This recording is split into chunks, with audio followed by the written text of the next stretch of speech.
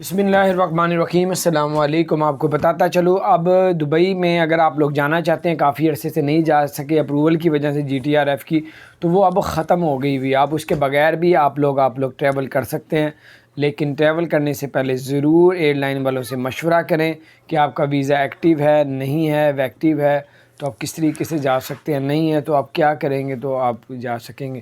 تو سارا کچھ ٹریول ایجنسی والوں سے، آپ لوگ ایئر لائن والوں سے مشورہ کریں، بہت اچھا آپ کو اس سے فائدہ ہوگا۔ تو آپ کے اس میں یہ ہے کہ بہت سی ایسی چیزیں ہیں جو تھوڑی دیر بعد چینج ہوتی ہیں۔ ابھی GTRF کی اپروول ختم کر دی ہے، بغیر اپروول کے بھی آپ لوگ دبئی ٹریول کر سکتے ہیں، لیکن کیسے کر سکتے ہیں وہ سب کچھ ایئر لائن والے بھی آپ کو بتائیں گے۔ اپنا خیال رکھیں، اللہ تعالیٰ آپ لوگوں کے لیے آسانیاں پیدا فرمائے۔